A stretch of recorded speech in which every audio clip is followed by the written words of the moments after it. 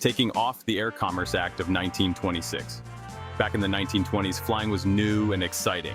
The thrill of seeing an airplane soar through the sky was unmatched. People gathered in large numbers to witness air shows, marveling at the technology and the brave pilots who flew these early machines. But it was also dangerous. There were lots of accidents.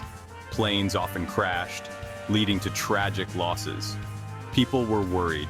Something had to be done to ensure the safety of both the pilots and the spectators. In 1926, the U.S. government passed the Air Commerce Act. This was a big deal. It was the first law about flying in America. Lawmakers recognized the need for regulation to foster the growth of aviation while ensuring safety. The act said the government was in charge of air travel. It had to make sure flying was safe. It also had to make sure airplanes didn't crash into each other. This meant setting up systems to monitor and control air traffic. The act created rules for pilots and airplanes. Pilots had to be certified, and airplanes had to meet certain standards. It also set up airways for planes to follow, ensuring that they had designated paths in the sky. This was the start of making the skies safer. The Air Commerce Act was a good first step. It laid the foundation for a structured and safe aviation industry. But flying was changing fast. New and bigger airplanes were being built. More people wanted to fly. The demand for air travel was increasing rapidly, and the industry had to keep up with this growth. The government needed to do more. It needed to keep up with all the changes. Continuous improvements and updates to the regulations were necessary to address the evolving challenges of aviation. The Air Commerce Act was just the beginning. It set the stage for the amazing growth of aviation. The skies were becoming busier, and the need for more comprehensive regulations was evident. But it was clear that the rules had to change as quickly as the airplanes.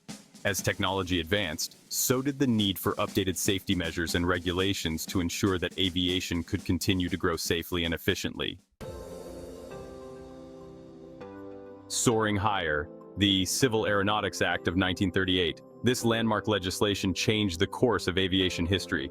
By the 1930s, flying was becoming more common. The skies were no longer the exclusive domain of daredevils and the wealthy. People could travel longer distances. Airmail was getting popular. The convenience of air travel was starting to capture the public's imagination. But there were still problems. Mechanical failures and safety concerns were frequent, and the industry was plagued by inefficiencies. Different groups were in charge of different parts of aviation. It was confusing. It wasn't very efficient. The lack of a unified regulatory body led to chaos and inconsistency.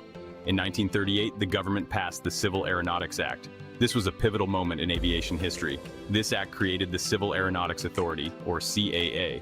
The CAA was tasked with bringing order to the skies. The CAA was a new agency. It was designed to oversee and regulate all aspects of civil aviation. It was in charge of everything about flying. From air traffic control to pilot certification, the CAA had a broad mandate. It set safety standards for airplanes and pilots. It investigated accidents. This was crucial for improving the safety and reliability of air travel. It also made sure airlines didn't charge too much. Fair pricing was essential to making air travel accessible to more people. The CAA was important because it put one group in charge. This centralized authority helped streamline operations and reduce confusion. This made things more organized. Airports and airlines could now operate more smoothly and efficiently. It also helped to make flying safer and more reliable. Passengers could trust that their flights would be conducted under strict safety regulations. The CAA was a big step forward in making air travel what it is today. It laid the groundwork for the modern aviation industry, but the biggest changes were yet to come. The aviation industry was on the brink of even more significant advancements. The CAA was a big improvement. It brought much-needed regulation and oversight to a rapidly growing industry. But after World War II, things changed again. Jets were invented. These new aircraft revolutionized air travel. They flew much faster and higher. Air travel boomed. The jet age had arrived, bringing with it unprecedented speed and efficiency. The CAA couldn't keep up. The rapid advancements in technology and the surge in air traffic overwhelmed the existing regulatory framework. It was time for a major overhaul.